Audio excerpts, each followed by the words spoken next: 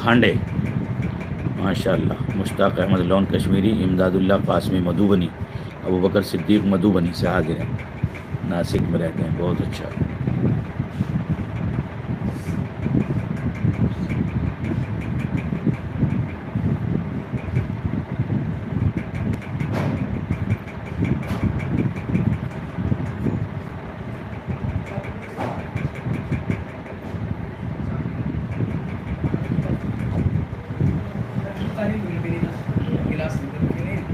بسم اللہ الرحمن الرحیم۔ عزیز حضرات مفتیان کرام، آج کی اس مجلس درس کا عنوان ہے فقہ و فتاوی کی عظمت و اہمیت اور انسانی زندگی میں اس کی کیا افادیت ہے۔ انسانی زندگی کے لیے صحیح شاہراہ منزل تک جانے اور اللہ کا مقرب اور بہترین بندہ بننے کے لیے اس کی ہمارے میں اب درمیان میں نہیں بولوں گا، کرا دیجئے اور جو اس کو بھی بھیج دیجئے۔ قاسمی پورنوی، فردوس، بسمور تمل ناڈو، ماشاءاللہ بسور تمل ناڈو۔ تو میں کہہ رہا تھا کہ مذہب اسلام اللہ تبارک و تعالیٰ کا آخری اور ابدی دین ہے جو کل کائنات انسانی کی صلاح و فلاح، رشد و ہدایت کے لیے نازل کیا گیا، ہر طرح سے کامل و مکمل، جامع اور ہماگیر ہے، اور قیامت تک آنے والی نسل انسانی کے لیے سارے مسائل و حوائج کے ایک بہترین اور معقول اور سکون افزا دستور زندگی ہے۔ ضرورتیں خواہ جیسی بھی ہوں، ہر ضرورت میں معاون ہے، مددگار ہے، شاہراہ منزل تک رہبری کرنے کے لیے فقہ و فتاوی اور اسلامی تعلیمات ایک اہمیت کے ساتھ کردار ادا کرتی ہیں۔ انسانی ضروریات مختلف ہیں، چاہے ملکی مسائل ہوں، ملی مسائل ہوں، معاشرتی اور سماجی، تعلیمی و تربیتی، آئلی و اقتصادی، معاشی و معادی، عباداتی اور معاملاتی، چاہے زنانہ ہوں یا مردانہ، تمام ضروریات اور تقاضوں کو پورا کرنے والا ہے مذہب اور اس کی تعلیم اور فقہ و فتاوی۔ اور عزیز حضرات علماء، یہ بھی اس چھوٹی سی تمہید سے بات سمجھ میں آ گئی نہیں آ رہی ہے آواز؟ خالق، گویا کہ خالق و مخلوق کے سارے حقوق کا صحیح اور جامع حل اگر کسی کے پاس ہے تو وہ بس خدائے وحدہ لا شریک کا یہی ہدایت نامہ ہے جو دین اسلام سے موسوم ہے۔ ایک بات تو یہ یاد رکھیے تمہیدی، دوسری بات یہ یاد رکھیے کہ اسلام کی دو بنیادی مآخذ ہیں اور اس دین کے اصل دو جز ہیں جن سے مل کر یہ دین کہلاتا ہے۔ ایک حصہ خدا کی تعلیمات و ہدایات کا ہے اور اللہ تبارک و تعالیٰ کے احکامات اور فرامین کا ہے جو قرآن کی شکل میں ہمارے پاس محفوظ ہے، اور ایک آقائے نامدار جناب رسول اللہ صلی اللہ علیہ وسلم کی قولی، عملی، گفتاری اور کرداری اور سکوتی اور تقریری تشریحات و ارشادات کا ہے جو احادیث و سنن کے نام سے جانا اور پہچانا جاتا ہے۔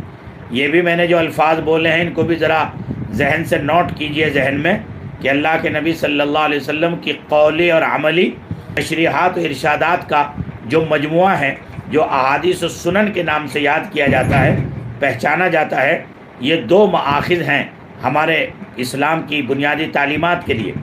اس لیے جناب رسول اللہ صلی اللہ علیہ وسلم نے ارشاد فرمایا، ترکت فیکم امرین لن تضلوا ما تمسکتم بہما، کتاب اللہ و سنت رسولی، مشکاۃ شریف کی حدیث ہے۔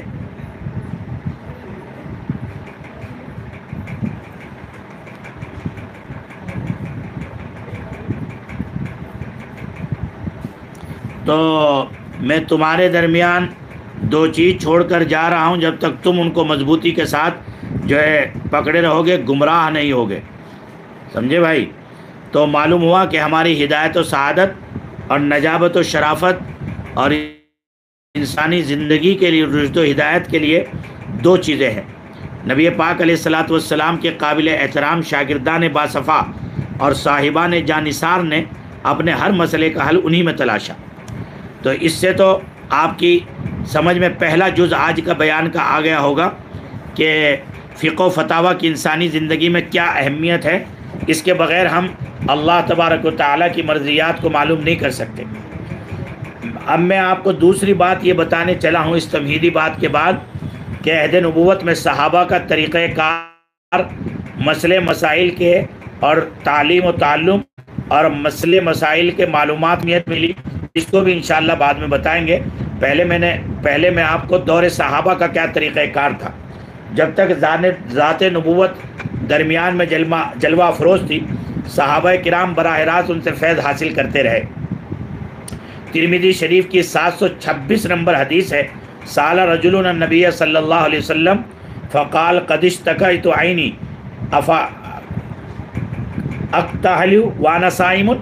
ایک آدمی نے، ایک صحابی نے اللہ کے نبی سے سوال کیا، یا رسول اللہ میں صائم ہوں، کیا سرما لگا سکتا ہوں؟ نبی پاک علیہ السلام نے فرمایا نعم، فتویٰ دے دیا۔ اس کے بعد سئل صلی اللہ علیہ وسلم عن الوضوء بماء البحر فقال هو الطہور ماؤه والحل میتۃ۔ ابو داؤد کی یہ 41 نمبر کی حدیث ہے، اور ترمذی شریف میں بھی 59 نمبر پر یہ حدیث ہے۔ اسی طرح سے آپ صلی اللہ علیہ وسلم سے سوال کیا المواکلۃ الحائض فقال واکلھا، آپ سے حائضہ عورت کے ساتھ کھانا کھانے کے بارے میں سوال کیا، کیا کرنا چاہیے، کیا کھا سکتے ہیں؟ تو زمانے جاہلیت کی رسم کو مٹانے کے لیے اللہ کے نبی صلی اللہ علیہ وسلم نے فرمایا کہ ہاں کھا سکتے ہیں۔ یہ تو ہوا دور صحابہ کا طریقہ، کہ دور صحابہ میں حضرت نبی پاک علیہ الصلاۃ والسلام جو ہے وہ سے صحابہ سوال کرتے تھے، آپ براہ راست جواب دیتے تھے۔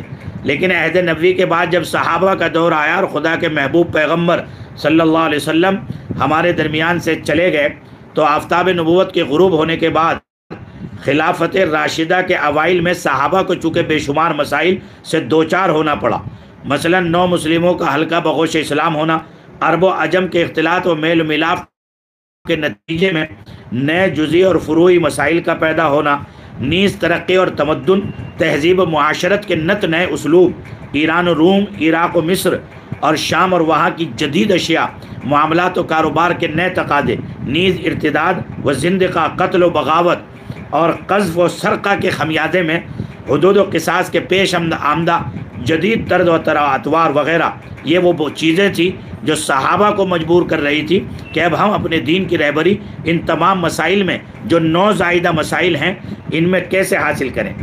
تو اس طرح کے پیش آوردہ مسئلے کا حل صحابہ اولاً قرآن سے تلاش کرتے تھے۔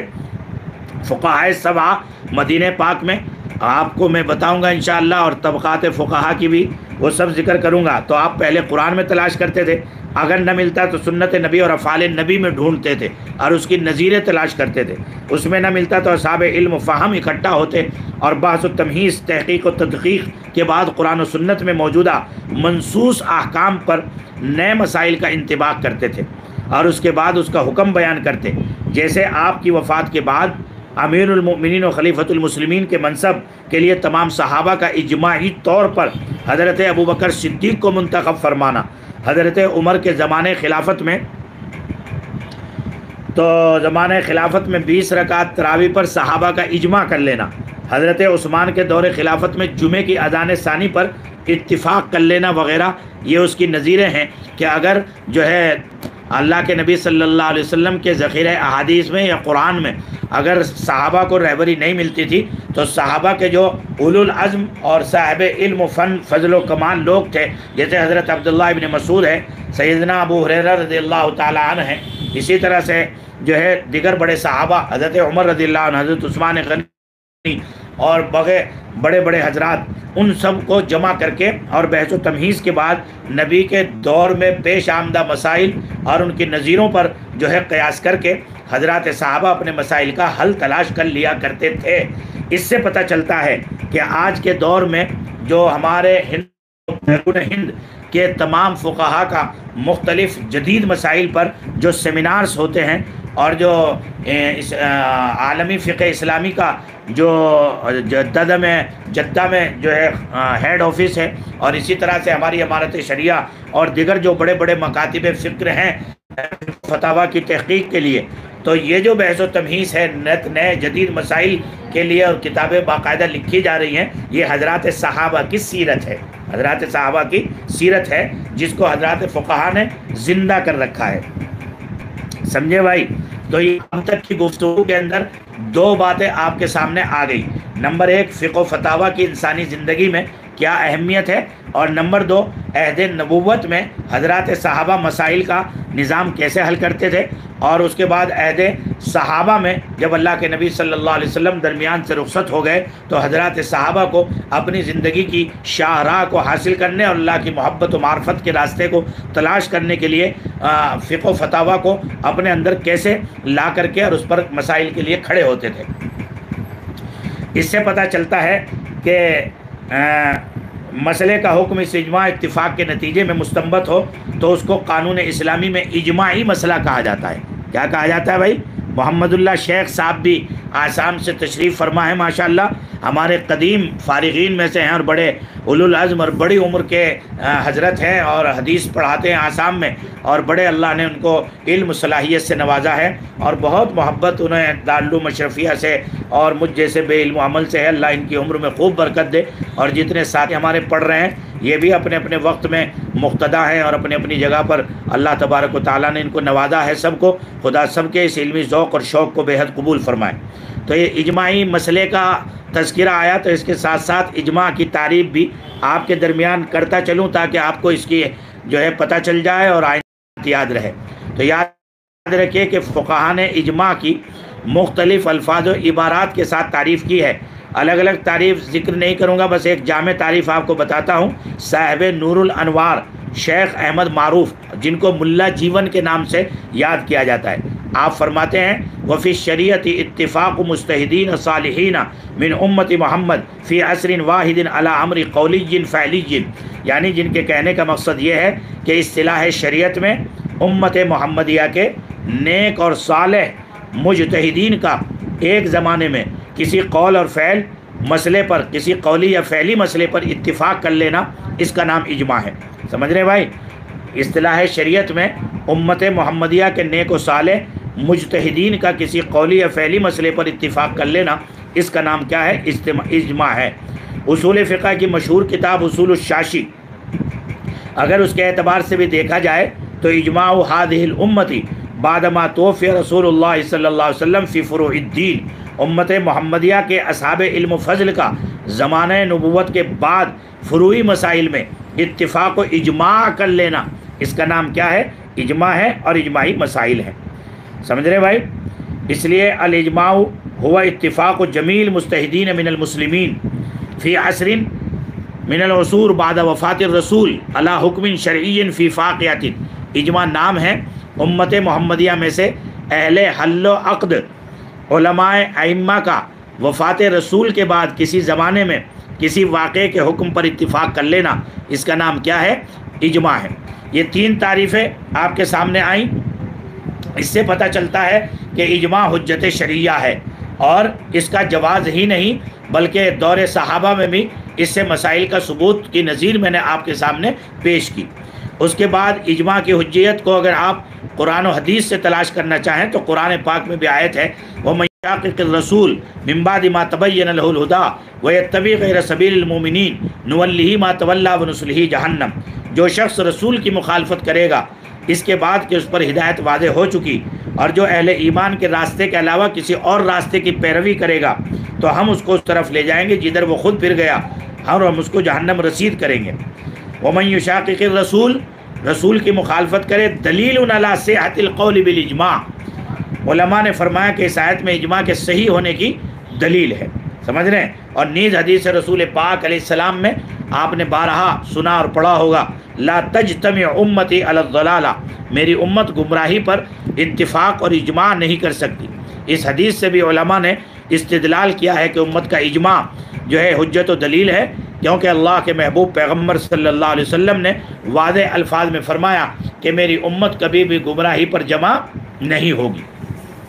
تو یہاں تک کی گفتگو سے عزیز حضرات مفتیان کرام، بھائی آسام تشریف لانے کا پروگرام حضرت پوچھ رہے ہیں، انشاءاللہ بناؤں گا میں. سبق کے بعد آپ مجھے گفتگو کیجئے، ضرور آئیں گے آسام. یا تو ابھی جو بقرعید کی چھٹی ہوگی تو اس میں ایسی ترتیب بنائیں گے کہ 4-5 دن کا آسام کا دورہ ہو جائے. اللہ تبارک و تعالیٰ کے دین کی تھوڑی وعظ و ارشاد ہے، اللہ اللہ کے ذکر کی محافل ہیں اور کچھ درس قرآن ہے، یہ ہو جائے انشاءاللہ آپ فارغ ہو کر مجھ سے بات کیجیے گا۔ گجرات کے بہت مقتدر عالم دین حضرت مولانا مفتی امتیاز صاحب متھیا رحمانی لوناواڑہ گجرات سے بھی آج حاضر ہیں۔ یہ ہمارے قدیم مستفیدین میں سے ہیں، ہمارے سرپرستوں میں ہیں اور ماشاءاللہ بڑے ادارے کے ذمہ دار ہیں اور گجرات میں ایک بڑا مقام اہل علم کے درمیان میں رکھتے ہیں۔ اللہ ان کی حاضری کو بھی بے حد قبول فرمائے۔ تو میں یہ کہہ رہا تھا کہ دو باتیں اب تک کی تقریر سے آپ کے سامنے آئیں۔ نمبر ایک، انسانی زندگی میں فقہ و فتاویٰ کی کیا اہمیت ہے، اور نمبر دو، انسانی زندگی کے علاوہ فقہ و فتاویٰ کی ضرورت و اہمیت حضرات صحابہ کے دور میں کس انداز سے تھی، نبی کے دور میں کس انداز سے تھی، اور اسی کے ساتھ ساتھ اجماعی مسائل کی اہمیت کا ثبوت کتاب اللہ سے، سنت رسول اللہ سے، اور اجماعی مسائل جو اجماع امت سے ثابت ہو ان کا حجت قطعیہ ہونا، یہ میں نے آپ کے سامنے واضح کیا۔ اس کے بعد میں دو تین باتیں، جس کتاب کو ہم شروع کیا ہے، آج ہم نے الحمدللہ یہاں جو ہے اپنے جو ہال میں دارالافتاء ہے اوپر، وہاں بھی 60 طلبہ الحمدللہ اس سال مقیم ہیں جو یہاں رہ کر کے پڑھ رہے ہیں۔ میر حیدر، آپ بہت وقت کے بعد آپ کے پرنور چہرے کی زیارت ہوگی، ماشاءاللہ اللہ آپ کی اس مبارک آواز کو بہت قبول فرمائے اور صحت و عافیت کے ساتھ اللہ ہم سب کو، پڑھنے والوں کو بھی اور ہم کو بھی، سب کو سلامت رکھے۔ تو یہ جو کتاب ہے الاشباہ والنظائر، الاشباہ والنظائر، اس کی کیا اہمیت ہے فقہ و فتاویٰ کی دنیا میں، تو دو تین لائن میں آپ اتنی بات اہمیت کے ساتھ سمجھیے۔ محمد شاہر علی ابن عزیز الحق عبد الکریم ضلع کٹھیاری بھی حاضر ہیں ماشاءاللہ۔ تو قواعد فقہیہ پر، قواعد فقہیہ کی تعریف بھی میں آپ کے سامنے ذکر کروں گا انشاءاللہ، اور کچھ فقہی اصطلاحات بھی، جیسا کہ میں نے وعدہ کیا ہے آپ سے۔ تو قواعد فقہیہ پر مسائل کی تفریع اور ایک ایک قاعدے کی تطبیق اور تشریح میں متعدد اشباہ اور تفصیل کے لحاظ سے الاشباہ والنظائر کو فقہ اسلامی کی انسائکلوپیڈیا کہا جاتا ہے۔ اگر انسائکلوپیڈیا ایک اکیڈمک، ایک لائبریری کہا جائے تو کم نہیں ہوگا۔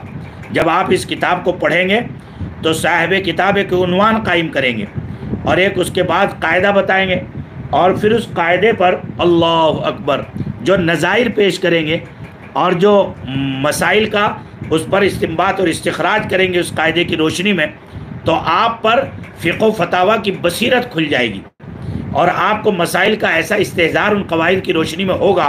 ایسی جامع کتاب جو ہے اس اعتبار سے، یعنی الاشباہ والنظائر، ایک جیسے ملتے جلتے مسائل کو ایک اصول اور قاعدے کی روشنی میں مستنبط کرنا، نکالنا اور اس کی مہارت پیدا کرنا، تاکہ مفتی اس قابل بنے کہ جب اس کے سامنے کوئی مسئلہ آئے اور وہ وضاحت کے ساتھ کسی فقہ و فتاویٰ کی کتاب میں نہ مل رہا ہو، تو وہ ان قاعدوں کو چونکہ پڑھا ہے الاشباہ والنظائر میں، تو وہ نظائر پر قیاس کر کے اور نظائر سے اور ان قواعد کی روشنی میں مسائل کو نکال سکے۔ اسی وجہ سے یہ کتاب عزیز حضرات مفتیان کرام، تمام مرکزی دینی اداروں میں جہاں دارالافتاء ہے اور فقہ و فتاویٰ کی تعلیم تکمیل افتاء کی اہمیت کے ساتھ دی جاتی ہے، وہاں نصاب تعلیم میں داخل ہے۔ ہمارے ام المدارس، دارالعلوم، مظاہر، مشاہی اور دیگر بڑے مدارس جو دیگر علاقوں میں اور دیگر اسٹیٹس میں ہیں، سب میں ماشاءاللہ پڑھائی جاتی ہے اور بڑی اہمیت و افادیت کے حامل ہے، اس وجہ سے کہ افتاء کے طلبہ اس سے جو ہے بصیرت حاصل کرتے ہیں۔ اور میں بھی یہ کہتا ہوں آپ سے کہ اگر آپ اس کو اہمیت کے ساتھ، توجہ اور دلچسپی کے ساتھ پڑھ لیں تو یقین ہے انشاءاللہ کہ نت نئے اور گوناگو مسائل کے شرعی حکم کی وضاحت اور ایک قاعدے کی روشنی میں متعدد مسائل کے استنباط میں انہیں کوئی دشواری آپ کو پیش نہیں آئے گی۔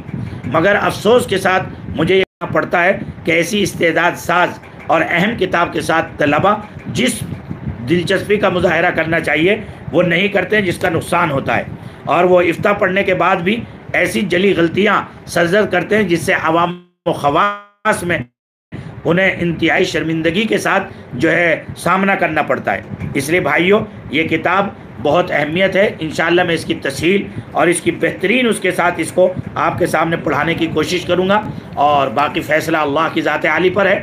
تحت اللفظ اس کا ترجمہ بھی، محاورہ بھی، اور آسان اور اسلوب میں قواعد کی تشریح بھی ہیں، اسی کے ساتھ ساتھ اس کے نظائر بھی جو ہے آپ کے سامنے پیش کیے جائیں گے۔ اب جب اس کتاب کی اہمیت آپ متن میں جو صاحب کتاب ہے، جب اس کی آپ جو ہے پڑھیں گے کہ انہوں نے کتنا رتبہ اس کا بیان کیا ہے، باقی تشریح میں انشاءاللہ اس وقت میں کروں گا۔ ایک بات تھی طبقات فقہا کتنے ہیں، اور طبقات فقہا میں کس کا کیا مقام ہے، کس کی کیا ذمہ داری ہے، لیکن یہ ذرا تفصیل طلب عنوان ہے، اس کو انشاءاللہ کل کر لیں گے۔ آج تو میں آپ کو کچھ جو ہے مسائل کے بارے میں بتاؤں گا کہ یہ جو مسائل ہوتے ہیں کتنے طرح کے ہوتے ہیں۔ یاد رکھیے ہمارے اصحاب ثلاثہ کے مسائل میں 3 طبقات ہیں۔ نمبر 1 مسائل الاصول، مسائل الاصول، نمبر 2 مسائل النوادر، اور نمبر 3 مسائل النوازل۔ یہ آپ جو ہے اپنے ساتھ ایک کاپی رکھا کریں، رف کاپی رکھ لیں، موٹا سا رجسٹر 20-30 روپے کا آ جاتا ہے، سمجھے بھائی، اور اس رجسٹر میں جو اہم بات نقطے کی پوائنٹ کی یاد رکھنے کے قابل میں آپ کو بتایا کروں، اس کو فوراً نوٹ کر لیا کریں۔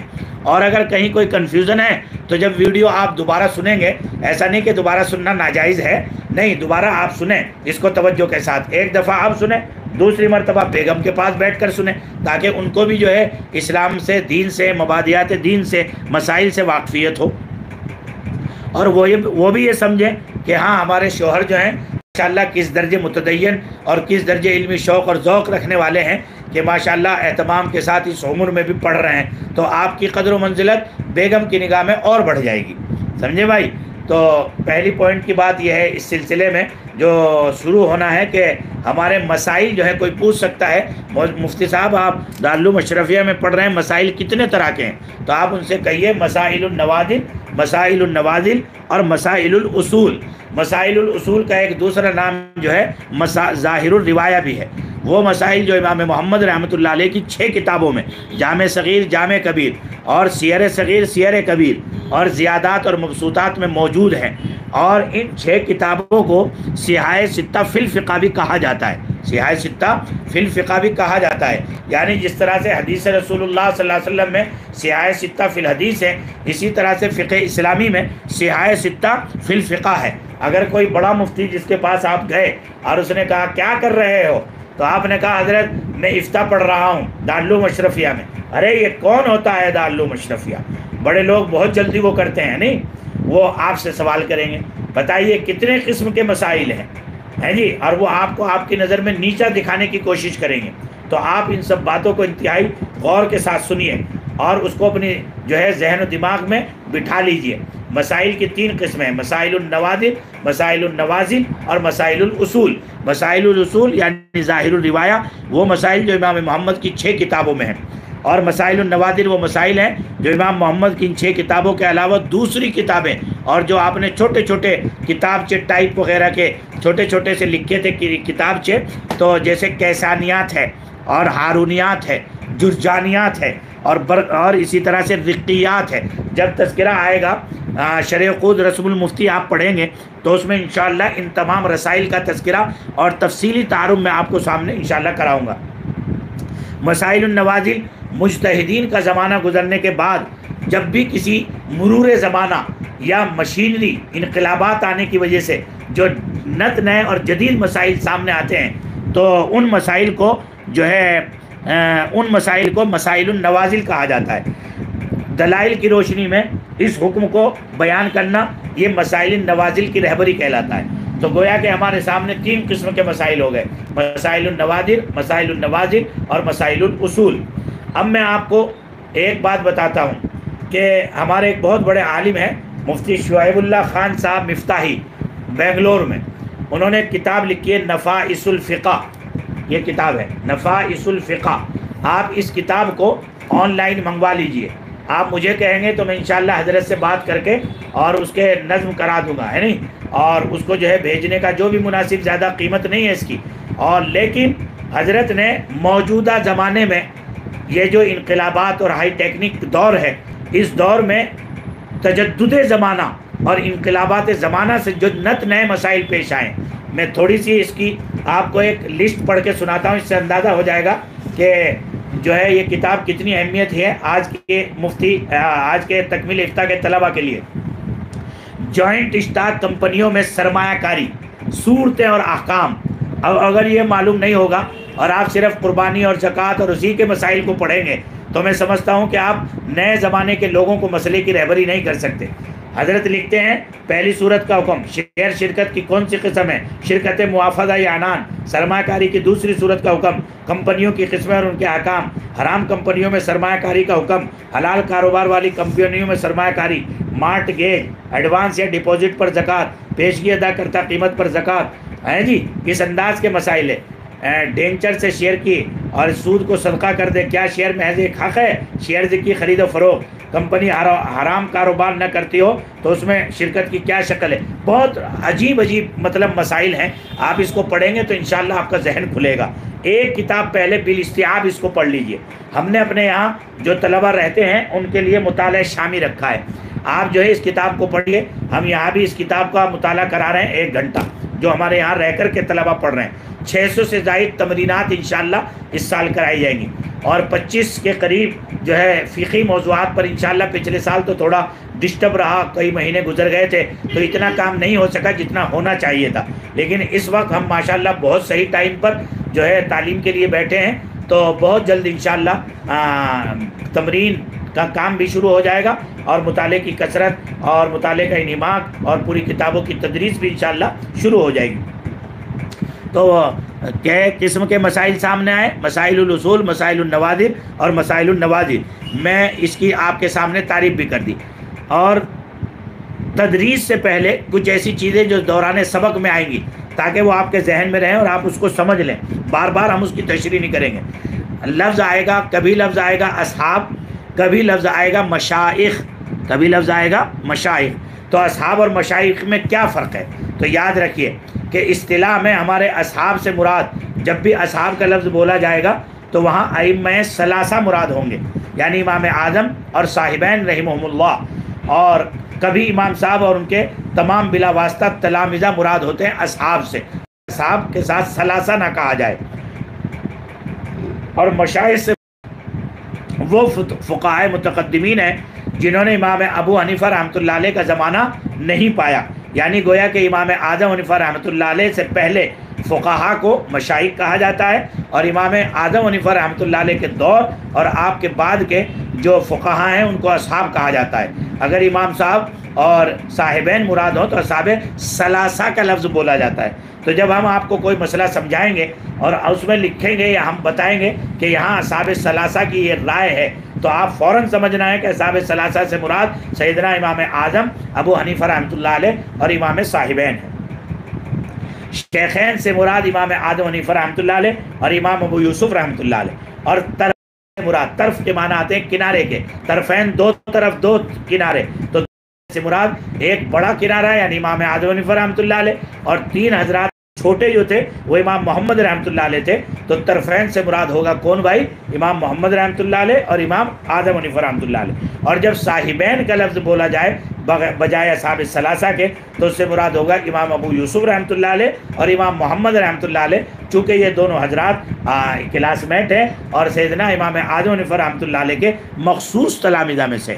اور جب لفظ بولا جائے ائمہ ثلاثہ تو اس سے مراد ہوگا امام مالک، امام شافعی اور امام احمد ابن حنبل رحمہم اللہ تبارک و تعالی ہے جی۔ اور جب یہ بولا جائے کہ ہمارے ائمہ ثلاثہ اور علماء ثلاثہ تو مراد ہوگا امام ابو حنیفہ، امام ابو یوسف اور امام محمد رحمۃ اللہ علیہ۔ تو 2 باتیں ہو گئی، مسائل کی کتنی قسمیں ہیں، اصحاب و مشائخ میں کیا فرق ہے، طرفین کسے کہتے ہیں، صاحبین کسے کہتے ہیں اور شیخین کسے کہتے ہیں، اور علماء ثلاثہ اور ائمہ ثلاثہ سے کیا مراد ہے۔ متقدمین اور متاخرین کی تحدید کیا ہے، یعنی کوئی پوچھ سکتا ہے بڑے حضرت کہ حضرت متقدمین فقہا کسے کہتے ہیں اور متاخرین فقہا کسے کہتے ہیں، اس کی کیا حد درجہ، کیا اس کی حد بندی ہے؟ تو یاد رکھیے علامہ ذہبی رحمۃ اللہ علیہ 3ری صدی کے ختم کو متقدمین اور متاخرین کے درمیان حد فاصل قرار دیتے ہیں، یعنی تیسری صدی تک جتنے فقہا ہیں ان کو متقدمین کہا جاتا ہے، اور تیسری صدی کے بعد جتنے فقہا ہیں ان کو متاخرین کہا جاتا ہے۔ تو گویا کہ انہوں نے حد فاصل قرار دیا ہے اس کو، تیسری صدی کو، سمجھے بھائی۔ اور علامہ شامی رحمۃ اللہ علیہ نے شفاء العلیل میں بہت پیاری بات لکھی، فرماتے ہیں قال الذهبي الحد الفاصل بين العلماء المتقدمين والمتاخرين رأس القرن الثالث هو 300 فالمتقدمون من قبله المتاخرون من بعده، یعنی جو تیسری صدی سے پہلے کے لوگ ہیں ان کو متقدمین، اور تیسری صدی کے بعد جو لوگ ہیں ان کو متاخرین۔ دوسرا قول یہ ہے جنہوں نے امام اعظم حنیفہ رحمۃ اللہ علیہ صاحبین کا زمانہ پایا اور ان سے استفادہ کیا وہ متقدمین کہلاتے ہیں، اور جنہوں نے حضرت امام اعظم حنیفہ رحمۃ اللہ علیہ کا زمانہ نہیں پایا ان کو جو ہے متاخرین کہتے ہیں۔ تیسرا قول یہ ہے کہ امام محمد تک متقدمین ہیں اور امام محمد کے بعد جو ہے متاخرین ہیں۔ ایک لفظ بولا جاتا ہے سلف کی یہ رائے ہے، خلف کی یہ رائے ہے۔ سلف اور خلف سے کیا مراد ہے؟ تو یاد رکھیے کہ اصطلاح میں امام اعظم سے امام محمد تک سلف مراد ہے، اور امام محمد کے بعد شمس الائمہ حلوانی تک خلف کہلاتے ہیں۔ جب مبادیات فقہ ایک کتاب ہے اس میں آپ پڑھیں گے تو یہ ساری تفصیلات بھی آپ کو انشاءاللہ مل جائیں گی۔ اس وقت میں ٹائم ہو گیا ہے 33 منٹ 33، اور میں نے آپ سے وعدہ کیا تھا کہ فقہ کی چند اصطلاحات اور انشاءاللہ کچھ اور ضروری باتیں کتاب کا آغاز کرنے سے پہلے بتاؤں گا۔ بس آج کے لیے یہی کافی ہے، چونکہ ابھی ابتدا ہے۔ تو آج کی پوری مجلس کا خلاصہ 2 باتیں ساری مجلس کا خلاصہ 5 باتیں ہوئیں۔